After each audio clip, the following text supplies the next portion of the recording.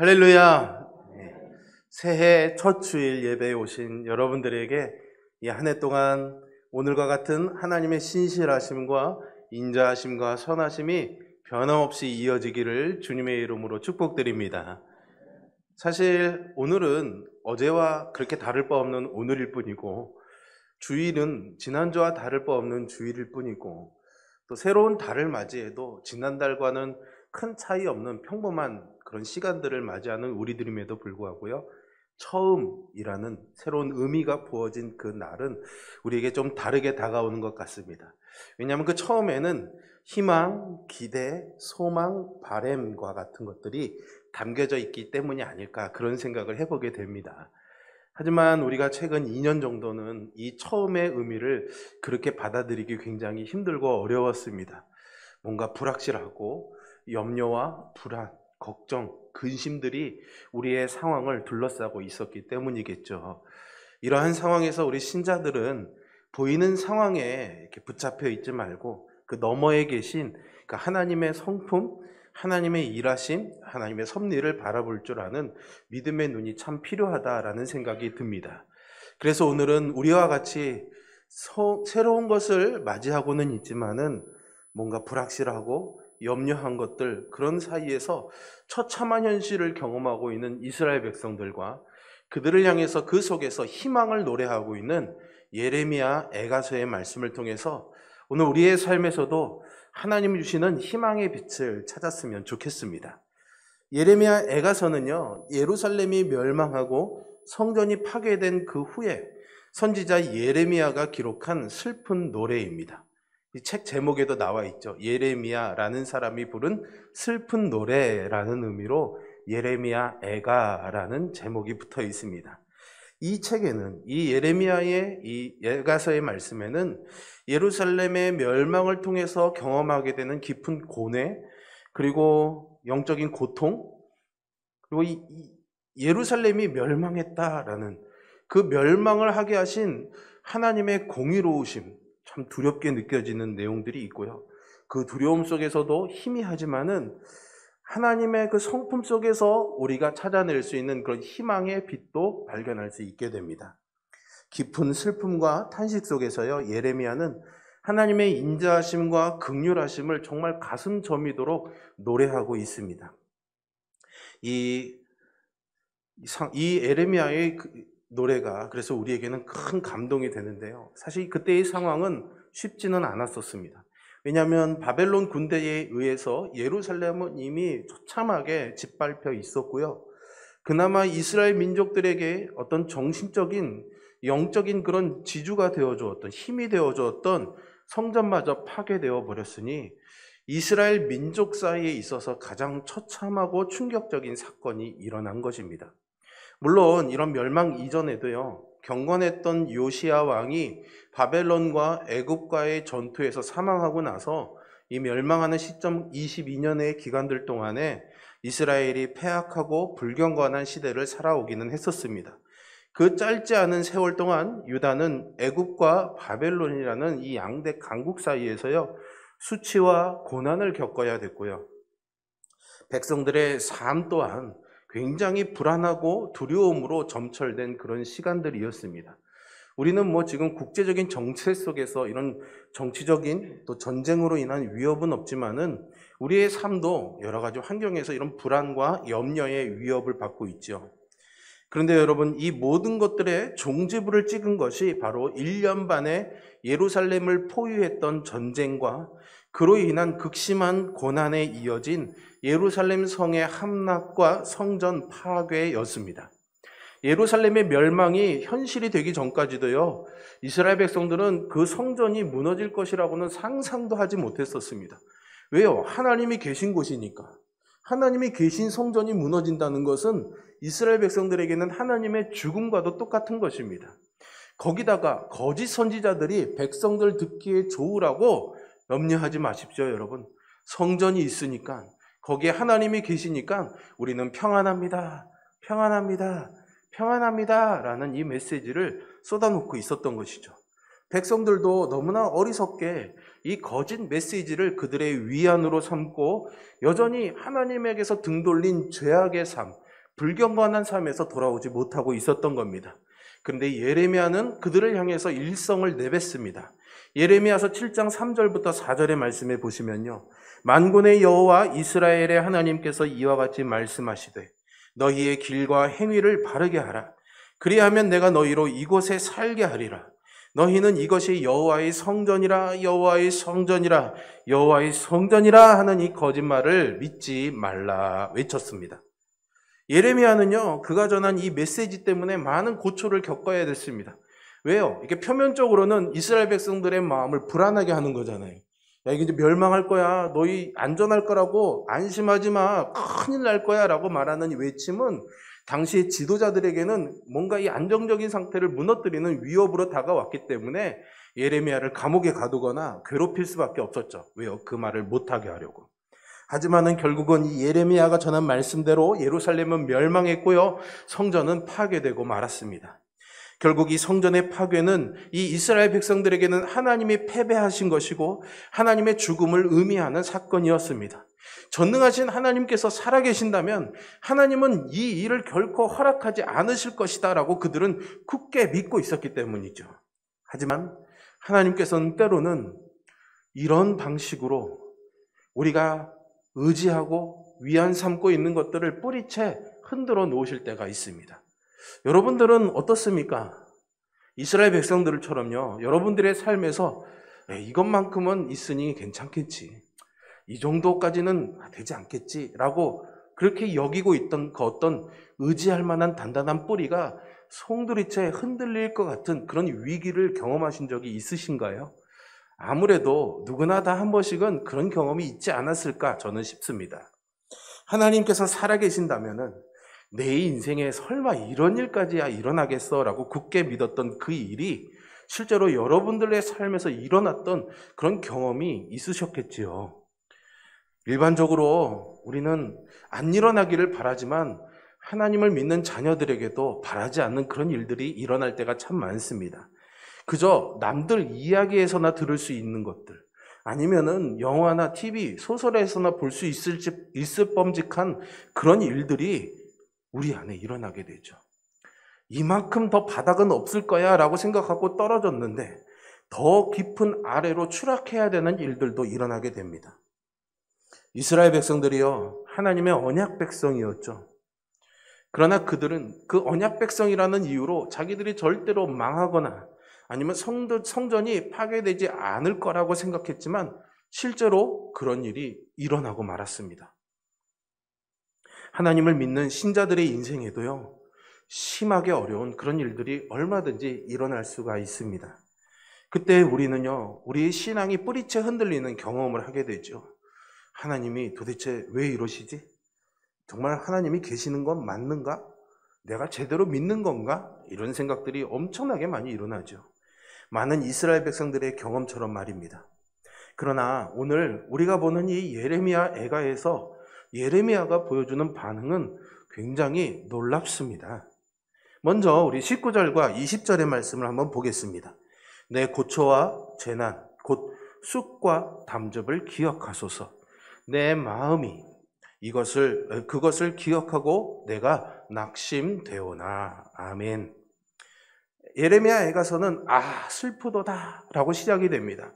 그러한 그 슬픔의 분위기를 잘 보여주는 고백이라고 할 수 있는데요, 이스라엘 백성들과 함께 자기가 겪은 이 고초와 재난을 예레미야는 쑥과 담즙 같다라고 표현하고 있습니다.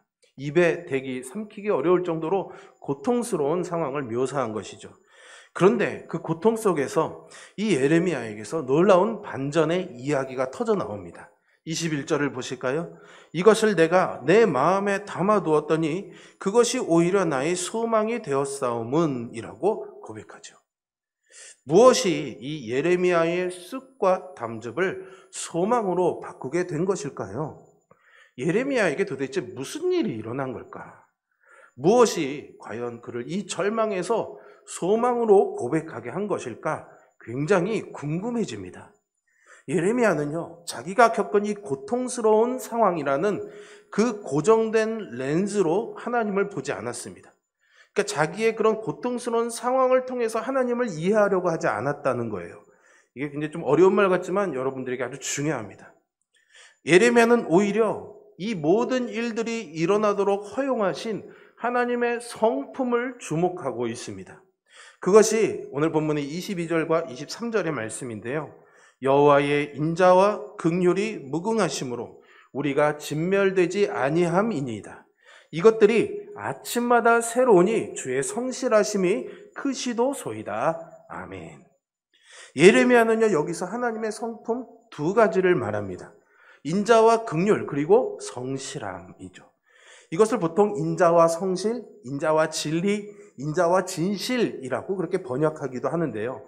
예레미야는 자기의 이 고초와 재난 속에서, 그리고 이 쑥과 탐즙이 올라오는 그런 상황에서 자기의 상황에 매몰되지 않고 눈을 들어서 하나님의 성품을 주목하고 있습니다.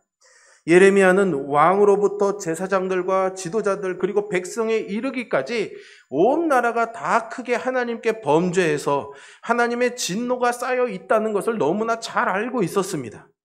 하나님의 거룩하심, 하나님의 공의로우심에 비추어서 판단해 보면은요, 사실은 지금 일어나고 있는 이 일들보다 더 처참하고 더 비참한 일들이 일어나야지 마땅한 것입니다. 오히려 이 백성들이 살아남지 못하고 모조리 다 몰살당하는 진멸이 있어야 하나님의 공의로우심에는 맞는다라는 거죠. 그런데 애통하고 슬퍼하면서도 곰곰이 생각하는 예레미야는 자신들이 진멸되지 않았다는 것, 그것을 통해서 결국 이 진노 중에서도 자비를 보이시는 그 하나님을 발견한 것이죠. 그래서 그는 예레미야서 29장 11절에서요 이렇게 선포합니다. 여호와의 말씀이니라. 너희를 향한 나의 생각을 내가 아나니 평안이요 재앙이 아니라 너희에게 미래와 희망을 주는 것이니라. 아멘. 여러분, 이 말씀을 주신 분이 바로 하나님이시죠. 자신은 이 말씀을 백성들에게 전했습니다. 그렇기 때문에 예레미야는 하나님이 이 진노 중에서 자기에게, 이스라엘 백성들에게 자비를 베푸셨다라는 사실을 깨달을 수가 있었던 거죠. 그리고 자신과 이스라엘 백성들이 영원히 진멸될 수 없음은 하나님의 인자와 긍휼이 무궁하시기 때문이고 또한 주의 성실하심이 크시기 때문이라는 것입니다. 그래서 앞서서 18절에서 이 참혹한 재난의 한가운데서 스스로 이르기를 나의 힘과 여호와께 대한 내 소망이 끊어졌도다라고 이렇게 예레미야가 고백했었습니다. 너무나 절망적이지 않습니까? 그런데 그 예레미야가 이 하나님의 성품에 집중하고 그 하나님의 성품을 묵상하며 마음에 되새기기 시작하니까는 절망적인 그 상황 속에서 이렇게 고백하는 겁니다. 오늘 21절의 말씀이죠. 그것이 오히려 나의 소망이 되었습니다 라고 고백한 겁니다. 여러분들에게도 하나님을 묵상함이 이 고백으로 터져나올 수 있는 복이 있기를 주님의 이름으로 축원드립니다. 예레미야는요, 자기의 상황에서 자기의 상황이라는 안경을 끼고 하나님을 쳐다보려고 하지 않았습니다. 자기의 상황이라는 그 렌즈를 통해서 하나님을 이해하려고 하지 않았던 겁니다. 왜냐하면요, 상황은 언제나 변화무쌍하지 않습니까? 오늘 좋았던 것이 내일은 나빠질 수도 있는 것이고 내일 나빴던 일이 더 먼 미래에는 좋은 일로 얼마든지 뒤바뀔 수 있는 것이 우리의 상황이지 않습니까? 그러니 그 상황의 렌즈로 하나님을 보면요, 하나님도요 자꾸만 변하는 겁니다. 어제는 잘해주시는 좋은 하나님이시더니 오늘은 왜 나한테 이렇게 못되게 구시는 나쁜 하나님이 되는 것이고, 내일은 또 왜 그렇게 어저께는 고통스럽게 하시더니 약 올리듯이 내일은 또 뭘 잘해주시는 하나님이 되시고, 자꾸만 하나님이 바뀌는 변화무쌍한 하나님이 되는 거죠. 그러니까 그 상황 속에서 하나님을 이해하려고 하면은 하나님이 이해가 되지 않는 겁니다. 답답하기만 한 거죠. 확실하지 않으니 불안하기만 한 것입니다. 그런데 예레미야는요, 하나님의 성품에 먼저 집중하는 겁니다. 하나님은 어떤 분이신지에 주목했던 겁니다. 그러니 인자와 성실하심, 변하지 않는 그 하나님의 속성을 가지고, 그 하나님의 렌즈를 가지고, 하나님의 안경을 끼고 자신의 그런 변화무쌍한 상황을 쳐다보기 시작한 겁니다. 그 변하지 않으시는 하나님의 인자와 긍휼, 그리고 그 주의 성실하심을 통해서 자기의 상황을 이해하기 시작한 것이죠. 그래서 24절, 26절에서 예레미야는 하나님을 바라고 그를 기다리며 여호와의 구원을 바라고 잠잠히 기다리는 것이 얼마나 복된 것인지를 말합니다. 내 심령에 이르기를 여호와는 나의 기업이시니 그러므로 내가 그를 바라리라 하도다. 기다리는 자들에게나 구하는 영혼들에게 여호와는 선하시도다. 사람이 여호와의 구원을 바라고 잠잠히 기다림이 좋도다. 아멘. 여기서요, 예레미야는요, 바라리라, 기다리라, 구하는, 바라고, 기다림이라는 아주 비슷한 의미를 가진 단어들을 계속해서 반복하고 있습니다. 왜 그럴까요? 중요하기 때문이거든요. 이 태도가 지금의 그들의 상황에서는 아주 중요하기 때문입니다. 그 동사의 대상들은 모두 다 하나님입니다. 하나님을 바라는 것이고, 하나님을 기다리는 것이고, 하나님을 구하는 것이고, 하나님을 바라는 것이고, 하나님을 기다리고 있는 것이죠. 그래서 예레미야는 하나님이 나의 기업입니다 라고 고백하는 겁니다. 하나님이 나의 사장님입니다가 아닙니다. 기업은 유산을 의미합니다. 유업을 의미하는 거죠. 유산이라는 것이 무엇입니까? 나에게 떨어질 목 아닙니까? 나에게 주어질 몫입니다. 장차 나에게 약속되어 있는 나의 몫인 겁니다. 여러분, 만약 여러분들에게 장차 어마어마한 유산이 물려질 것이라는 그 유산이 있다는 것을 알게 된다면 오늘 조금 못 먹고, 오늘 조금 불편하고, 오늘 조금 힘든 것이 문제가 될까요, 여러분? 물론 그 상황에서 견뎌내는 것은 쉽지 않겠지만 견뎌낼 소망이 있잖아요. 왜요? 잘 견뎌서 버텨내면 뭐가 와요? 엄청난 유산이 내게 주어질 거라는 기대감이 있기 때문에 오늘 이겨낼 수 있는 겁니다. 그러니 그 유산이 있다면 우리가 한눈 팔 이유가 없겠죠. 오직 그 유산을 바라고 구하고 기다릴 것입니다. 우리에게는 바로 이 엄청난 유산이 약속되어져 있습니다. 하늘로부터 주어지는 유산이었고, 예레미야는 그것을 여호와는 나의 기업이십니다 라고 표현하고 있는 것입니다.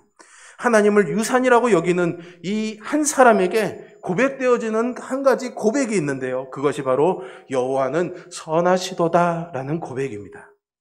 이것이 예레미야가 그들의 이 참담한 형편 속에서 놓치지 않고 있었던 고백인 것이죠.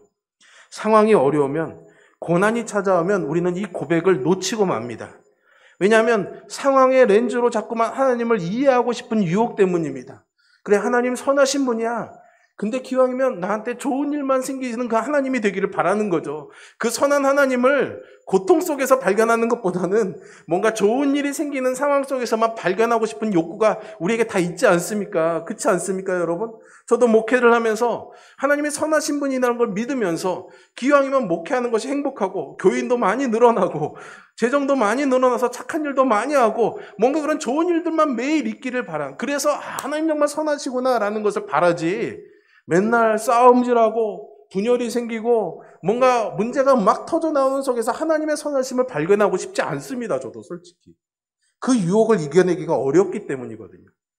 상황이 흔들리고 터가 무너져도 여러분, 하나님은 흔들리지 않으십니다. 그 하나님은 무너지지 않으십니다. 이것을 믿으십니까? 그러니 내 소망이 하나님께 있습니다 라고 말하는 이 예레미야는 하나님이 선하시다라고 선언할 수가 있는 것이죠. 또 하나, 우리가 이 본문에서 놓치지 말아야 될 또 다른 고백이 한 가지 더 있습니다. 바로 32절과 33절의 말씀인데요. 그가 비록 근심하게 하시나 그의 풍부한 인자하심에 따라 긍휼히 여기실 것임이라.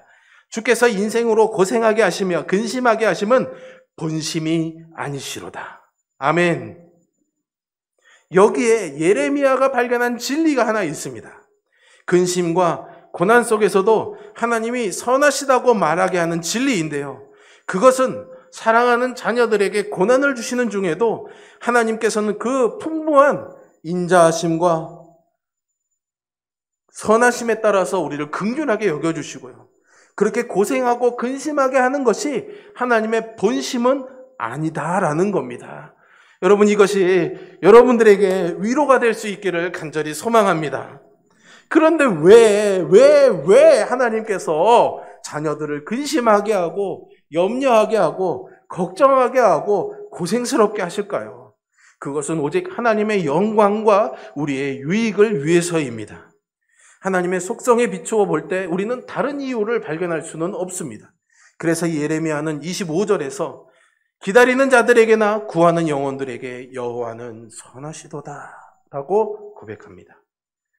여러분, 지금까지 저와 여러분이 예레미야가 탄식하는 애가 속에서도, 그 슬픈 노래 속에서도 소망을 말하면서 여호와는 선하시도다라는 이 고백을 살펴보았습니다. 그렇다면 우리는 어떤 노래를 불러야 될까요? 여러분들은 어떤 노래를 부르고 싶으십니까? 우리는 28절과 29절처럼 혼자 앉아서 잠잠할 것은 주께서 그것을 그에게 메우셨습니다. 그대의 입을 땅의 티끌에 댈지어다 라고 노래해야 합니다. 왜냐하면 그 환경 속에서 우리는 불평과 원망의 소리를 쏟아내고 있을지도 모르기 때문입니다. 무엇이 이 예레미야의 쑥과 담즙을 소망으로 바꾸어냈는지 생각해 보시기를 바랍니다. 하나님의 성품을 생각하는 겁니다. 하나님이 어떤 분이신지를 자꾸만 묵상하는 겁니다. 우리는 자꾸만 내게 주어진 일을 왜 자꾸 하나님이 이 일을 하셨을까? 이 일의 이유는 목적일까? 이유와 목적은 무엇일까에 관심을 가집니다. 그러나 우리가 관심을 가져야 될 것은 그 일을 행하시는 하나님의 성품입니다. 그것이 신자의 시선이 되어야 되는 것이죠. 그것은 복음서에서도 마찬가지입니다. 로마서 8장 32절에서요. 바울이 이렇게 고백합니다. 자기 아들을 아끼지 아니하시고 우리 모든 사람을 위하여 내주신 이가 어찌 그 아들과 함께 모든 것을 우리에게 주시지 아니하겠느냐. 아멘. 사도 바울 역시 이 선지자 예레미야처럼 복음의 렌즈로 선하신 하나님을 바라보았습니다. 그는 믿음으로 인해서 고난당하고 있는 초대교회 1세기의 그리스도인들에게 그 모든 상황을 이 복음의 렌즈로 보게 한 것입니다. 그 상황이 어떤 상황입니까? 로마서 8장 36절에서 말하고 있는 우리가 종일 주를 위하여 죽임을 당하게 되며 도살당할 양같이 여김을 받았나이다 하는 상황입니다. 부활하신 주님을 믿으면 영원한 생명을 얻는다라는 복음이 전해졌는데 그들이 그 복음을 믿게 되며 당한 상황은 죽음이었습니다.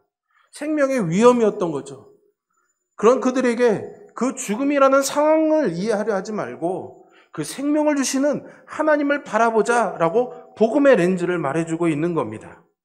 그래서 사도 바울은 결론적으로 로마서 8장 35절과 37절, 38절, 39절에서 아주 힘있게 그리고 용기를 내어서 성도들에게 이렇게 선포하고 고백하고 있는 것이죠.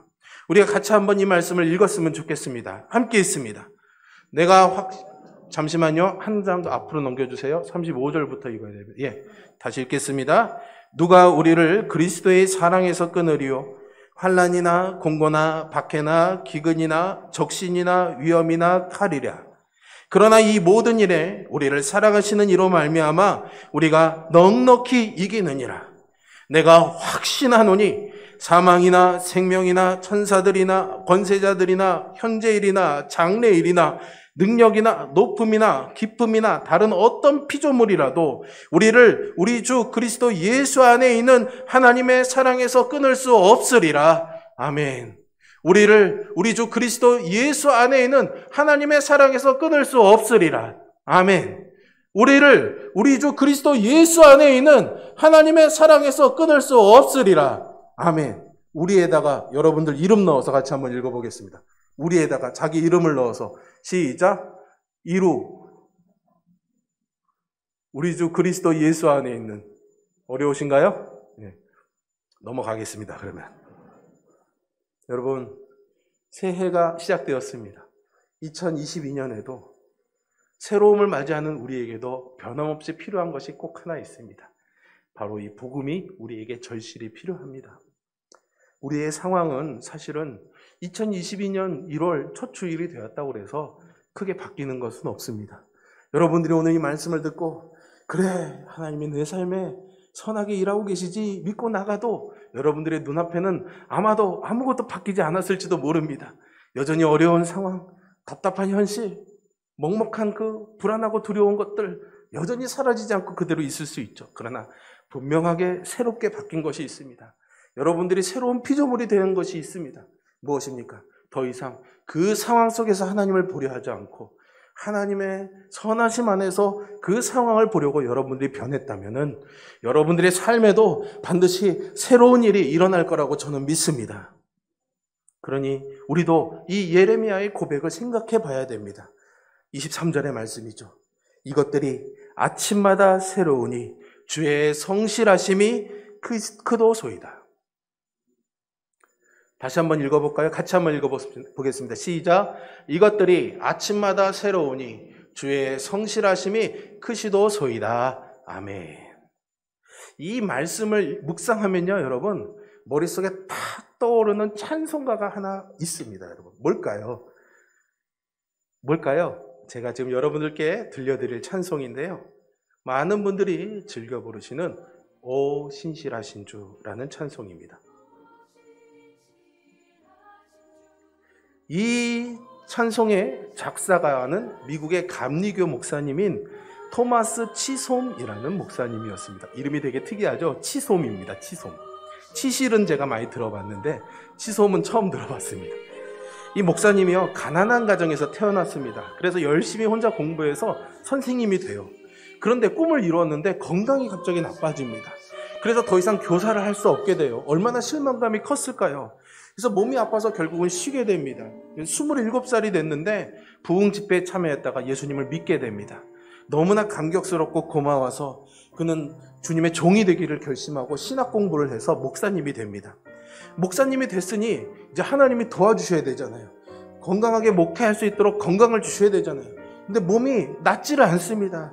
몸은 여전히 아픕니다. 그래서 결국에는 1년간 목회를 하지 못하고 결국 쉬게 되었습니다.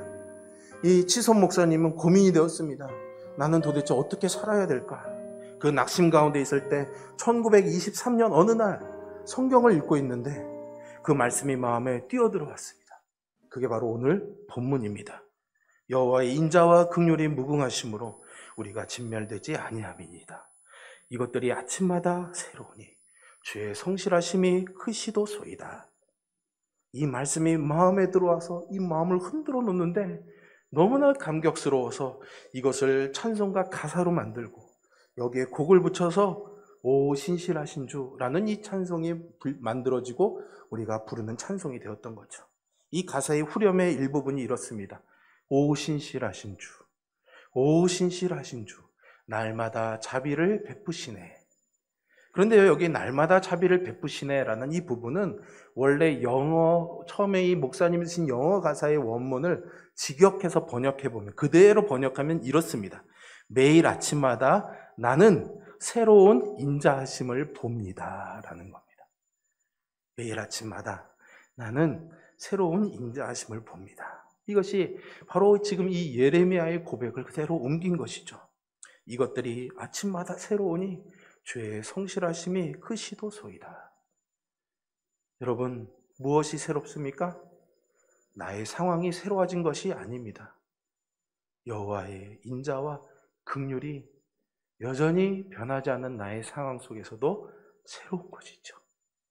이것이 신자가 고난을 이겨내는, 상황을 뛰어넘는 위대한 믿음을 가지는 비결입니다. 우리는 이제 2022년도에 어김없이 365번의 아침을, 아니죠, 이제 이틀이 지났으니까 363번의 아침을 맞이할 것입니다. 그리고 어쩌면 많은 아침을 우리는 염려와 불안을 일으킬 만한, 두려움을 맞이할 만한 그런 상황에서 맞게 될지도 모르겠습니다. 비록 우리의 상황이 그럴지라도 우리는 예레미야와 같이 고백하면서 이렇게 아침을 맞이할 수 있었으면 좋겠습니다. 아침마다, 매일 아침마다 주님의 새로운 인자하심을 볼 것을 소망할 수 있었으면 좋겠습니다. 여러분들 그것을 구하시기를 바랍니다. 이것은 하늘로부터 주어져야 되는 겁니다. 내가 마음을 먹고 뭔가 결심해서 이루어지는 것이 아니라 우리가 구해야 할 것입니다. 무엇을 믿고요? 말씀을 믿고 오늘 주신 말씀을 의지해서 하나님이 성실하시고 자비하시고 긍휼하신 분이시니 나는 그 하나님의 인자하심을, 선하심을 믿으며 하나님께 구합니다. 나를 이 절망스러운 아침에서 새로운 아침을 맞이하는 존재로 변화시켜 주시옵소서. 그렇다면 우리의 상황이 아무리 힘들어도 하나님을 구하고 기다리는 우리가 여호와는 선하시도다라고 고백할 수 있지 않을까요? 우리의 주변의 사람들이 나의 상황을 놓고 뭐라고 조롱하며 비난하며 나를 괴롭게 할지라도 우리는 그래도 하나님은 선하십니다 라고 말할 수 있는 것 아닐까요, 여러분?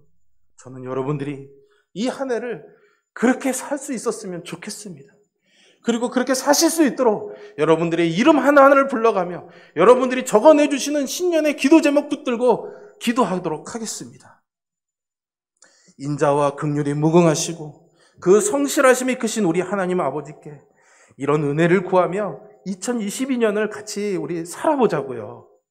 우리가 맞는 363번의 아침마다 이렇게 고백하고 싶습니다. 제가 주님의 새로운 인자하심을 봅니다 라고 말이죠.